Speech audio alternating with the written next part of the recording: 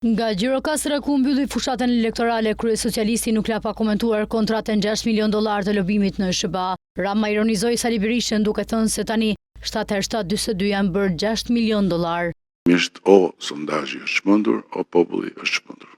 Edhe i bënin pyetje atij tipit. Ai unë nuk e di se çfarë ka menduar, por me siguri nuk ka menduar mirë për pyetjet që i vinin nga studioja nga Berberhania në Shqipëri. Pastaj kaloi në një pikë tjetër, kush mendoni se do fitoj. Edhe aty ishte një shumicë edhe më e madhe se ata që votonin ne, që thoshin do fitoj Partia Socialiste. Aty pastaj u përshkallëzua analiza.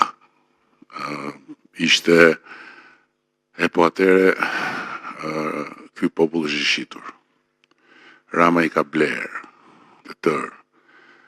Edhe njëri më i zgjuar se tjerët tha, shikoni tha këtu tha, kam përshtypjen tha që duhet të jetë një situatë që ne nuk arrim dot ta prekim deri në fund se sa e rëndë është tha, se këtu tha jetojmë tha me sa duket në një vend tha ku kanë frikë njerëzit të thonë çfarë mendojnë. Kryeministri Edi Rama është shprehur se për gjithë fëmijët autik ose me aftësi të tjera të veçanta do të dyfishohet mbështetja për nënat e tyre që nga buxheti vitit të ardhshëm. Këtu jemi tek programet për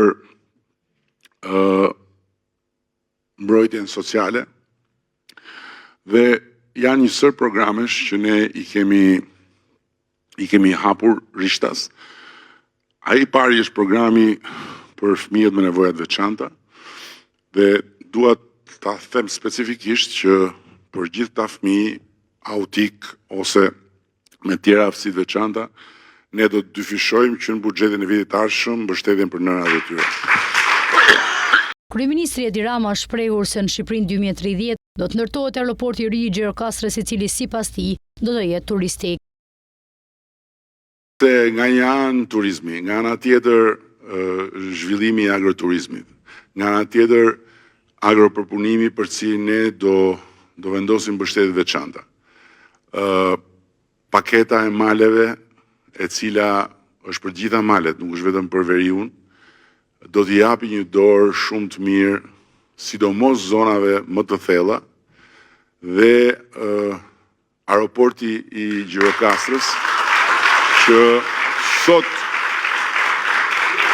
sot është një aeroport funksional për aktivitetet sportive, për fluturimet sportive, ka rezultuar që t'jetë pika më ideale për të bërë atë aeroportin turistik të jugut.